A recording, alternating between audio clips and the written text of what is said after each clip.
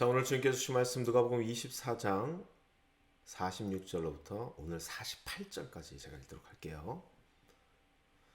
그들에게 말씀하셨다. 이렇게 기록되어 있다. 곧 그리스도는 고난을 겪으시고 사흘째 되는 날에 죽은 사람들 가운데서 살아나실 것이며 그의 이름으로 죄를 사함받게 하는 회개가 모든 민족에게 전파될 것이다 하였다. 너희는 예루살렘으로부터 시작하여 이 일의 증인이다. 아멘. 자, 오늘 본 말씀 가지고 복 있는 사람이라는 제목으로 말씀을 전하도록 하겠습니다. 자, 오늘 예수님께서는 제자들에게 너희는 이 일의 증인이다 라고 말씀하십니다. 예수님께서 이 일이라고 말씀하신 것은 예수님이 고난을 받으시고 사흘 만에 부활하신 것, 그거를 얘기하는 것이죠. 거기에 대한 증인이다, 너희들이 증인이다 라고 말씀하시는 겁니다. 즉 부활의 증인이라는 것이죠. 그동안 제자들이 예수님께서 부활하셨다는 사실을 잘 믿지 않은 건 사실입니다. 성경에 나와 있죠. 하지만 이제는 증인이 됩니다. 왜냐하면 듣고 봤으니까 말이죠. 그 들은 것을 그리고 본 것을 증거할 수 있는 기초적인 정보를 경험을 통해서 얻게 됐다는 겁니다. 자, 그런데 문제는요. 우리 또한 이 듣고 본 것을 증거할 사명을 받았다는 겁니다. 자, 그런데요. 과연 우리는 이 부활의 증인이 될 수 있는 것이 논리적인 사실일까요? 자, 여러분, 증인이라면요.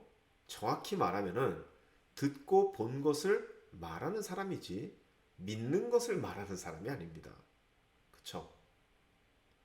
하지만 우리는 부활을 보지 못했습니다.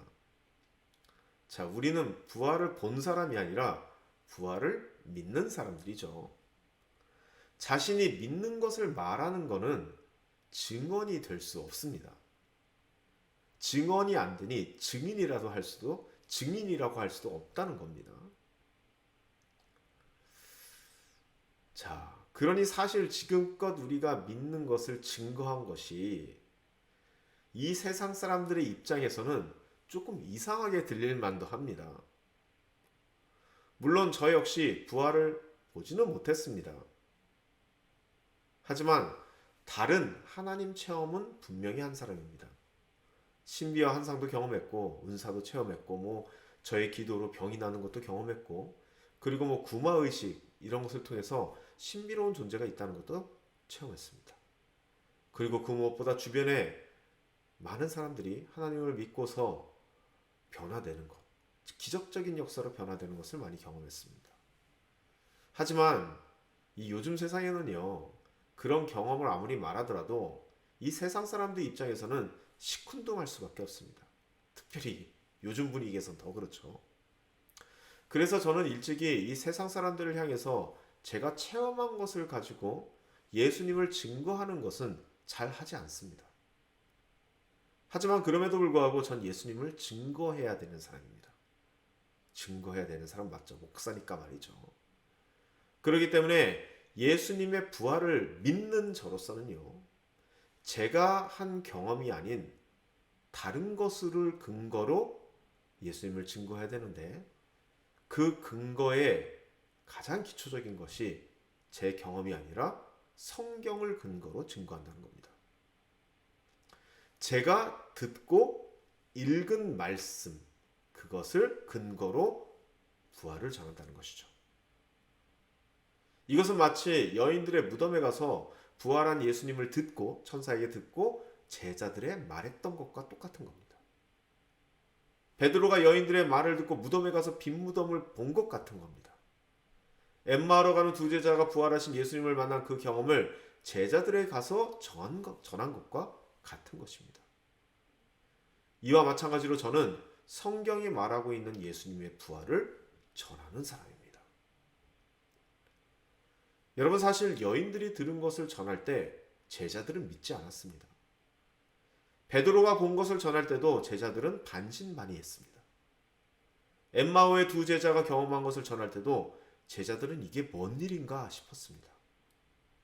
결국 이 제자들 역시 부활하신 예수님을 보고서야 믿게 되었지만 사실 성경이 원하는 모습은 그렇게 믿는 것이 아닙니다. 요한복음에 이것이 명확히 나오고 있죠.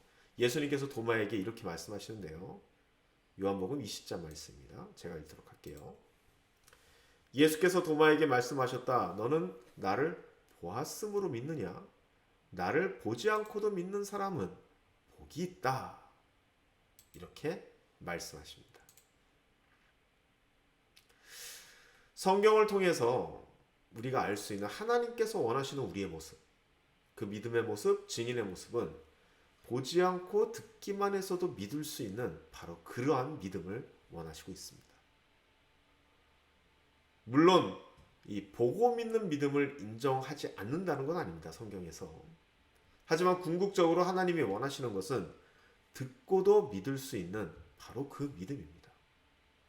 그 말을 전해주는 그 사람을 신뢰하기 때문에 믿는 바로 그 믿음 말이죠. 그것이 바로 증거가 되는 그 믿음 말이죠. 그리고 성경에서는 그런 사람을 요한복음 본문에서 나온 것처럼 복이 있다라고 말씀하고 있습니다.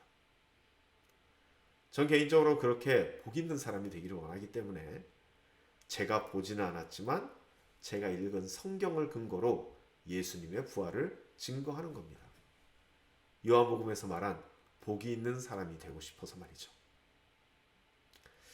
자, 말씀 정리합니다. 복이 있는 사람이 어떤 사람일까요?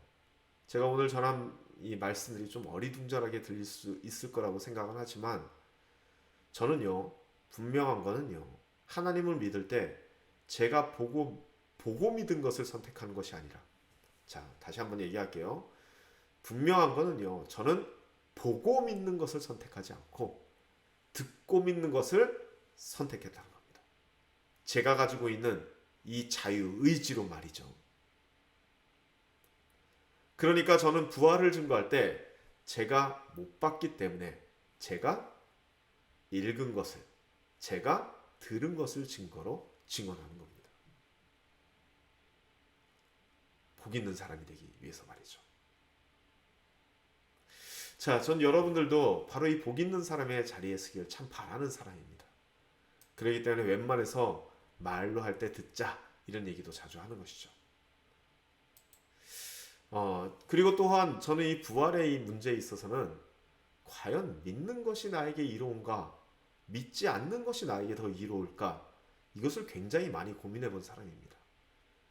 사실 제가 듣고 믿는 것을 선택했다라고 하는 이 고백 안에는요, 제가 이 부활에 대해서 진지하게 고민을 해봤고, 이것을 내가 믿는 것이 더 좋을까, 믿지 않는 것이 더 좋을까에 대한 결론이 났기 때문입니다. 무엇이 나에게 더 이로운 일인가 한다는 것이죠. 내일은 한번 그것에 대해서 한번 얘기해 보겠습니다. 부활신앙이 우리에게 가져다주는 엄청난 이득이 과연 있을지 제가 발견한 것을 여러분과 함께 나누고자 합니다. 오늘 말씀의 중요한 것은 우리도 복 있는 사람이 되자는 겁니다. 들은 것만으로도 참 믿을 수 있다면 그것이 증거가 된다면 참 얼마나 복된 일일까요? 그렇게 오늘 하루도 듣고서도 믿을 수 있는 저와 여러분의 삶이 되시기를 간절히 소망합니다. 기도하시겠습니다. 아버지 하나님, 복 있는 사람이 되기를 원한다면 우리는 듣고서도 믿을 수 있는 사람이 되어야 될 겁니다. 나의 동료들이 이야기하고, 그리고 성경이 이야기하고, 그리고 또한 목사님들이나 아니면은 다른 신앙의 선배들이 얘기할 때 참 그것을 듣고도 믿을 수 있는 그 마음이 참 귀중한 때입니다. 그 들은 것이 증거로 삼아질 수 있는 사람이 참 드문 세상입니다. 바로 이 세상 안에서 우리가 들은 것을 믿고서 하나님께 복되다 선언받을 수 있는 사람이 되면 참 얼마나 좋을까요? 그렇게 수많은 선포된 그 하나님의 말씀이 우리들이 그냥 듣고서만 믿음을 통하여서 정말 우리 삶에 아름답게 열매 맺는 그날이 오기를 간절히 바랍니다. 그렇게 오늘의 이 기도의 시간도 듣고 믿는 믿음으로 자신 있게 할 수 있는 그 복된 기도의 시간 될 수 있도록 축복하여 주옵소서. 예수님의 이름으로 기도드립니다. 아멘. 다 같이 같이 기도하시겠습니다.